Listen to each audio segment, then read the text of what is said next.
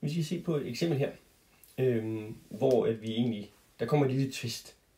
Fordi den er ikke måske lige så nem på de første øjekast, som de to andre var. Fordi ved de to andre, der brugte vi jo, at den ene funktion, når vi integrerede eller differentierede den, så begyndte den at ende med at komme ned til en konstant. I det første eksempel, der blev den bare en konstant i første omgang. I andet eksempel, der skulle vi igennem skridt, eller man skal sige, regnereglen her 2 gange, for at vi fik den blev en konstant. Men hvis vi kigger på den her, jamen, der kan vi jo se, at sinus og cosinus, jamen, de vil jo bare, når vi finder stamfunktionen, så vil de jo bare skifte mellem at være sinus og cosinus. Det vil de også gøre, når vi differentierer den. Så umiddelbart, så kan det godt se ud som om, vi har lidt svært ved det her. Men lad os prøve at give os i kast med, og så vi kan løse den her.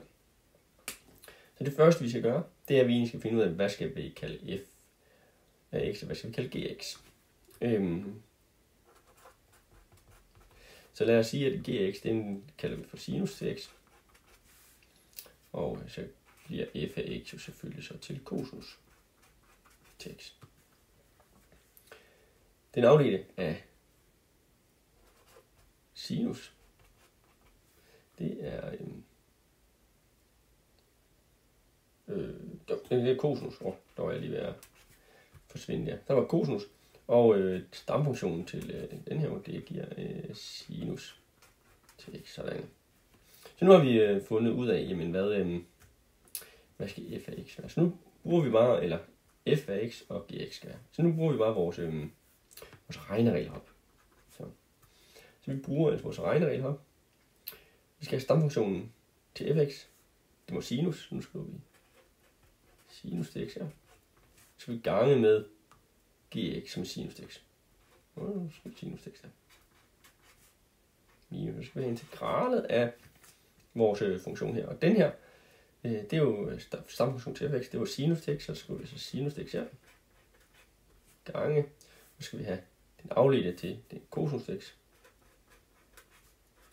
Så får vi noget til sådan ud. Det her, det bliver jo egentlig bare det samme som sinus til x i anden. Sinus til x i anden. Minus, så skriver jeg bare her integralet af sinus til x gange cosinus til x dx. Men nu har vi jo, at på den ene side står der jo integralet af sinus til x gange cosinus til x dx. På den anden side står der også integralet af sinus til x gange cosinus til x dx. Så nu flytter jeg det her over på den anden side af lighedstegnet. Altså, det der er jo lige med det her nede. Så nu lægger jeg det her integralet til på den her side. Så skal jeg også lægge det til på den anden side. Men nu skriver jeg lige først i en linje hernede, så det lige er nemt at se. Så vi altså på den ene side har vi sinus til x gange cosinus til x dx. Og på den anden side, der står der jo så sinus til x i anden minus integralet af sinus til x gange cosinus til x dx. Så nu lægger jeg det her integrale til på den ene side, så skal jeg også lægge integrale til på den anden side. Så her står der stadigvæk sinus til x gange cosinus til x dx. Men så skulle jeg lægge det her integrale til. Sådan her står der sinus til x gange cosinus til x dx. Og på den anden side, der har vi stadigvæk det her sinus til x i anden. Og så siger vi minus integralet af sinus til x gange cosinus til x dx. Og så var det, vi lagde det til.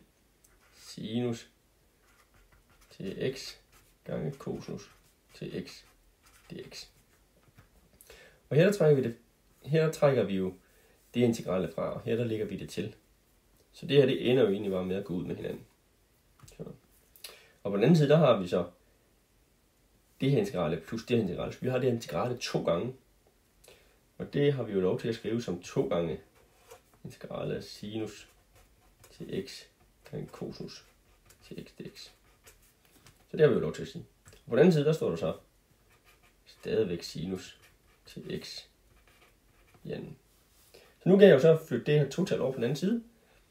Så hvis jeg dividerer med 2 på den side, så skal jeg også dividere med 2 på den anden side. Jeg kan også sige, at jeg kan gange med en halv på den her side, så skal jeg også gange med en halv på den anden side. På den her side får jeg altså sinus til x gange cosinus til x dx. Og på den anden side, der skal jeg altså gange det her med en halv gange sinus til x i anden. Og så er jeg altså kommet igennem og fundet frem til, at integralet af sinus til x gange cosinus til x, det er altså det samme som en halv gange sinus til x i anden. Det var også det, vi så, da vi brugte substitutionsmetoden. Der kom vi frem til nøjagtigt det samme resultat. Og det er jo rimelig rart, at 2 metoder giver det samme resultat for det samme integrale. Så nu kan vi være lidt mere sikre på i hvert fald, at det her det må passe. Når 2 forskellige metoder giver det samme resultat. Og man vil bruge den ene metode ved substitution, og man vil bruge den her med partiel eller delvis integration. Det bestemmer man sådan set selv. Det vil være det, man synes er nemmest. For den her, der kan man bruge den ene eller den anden.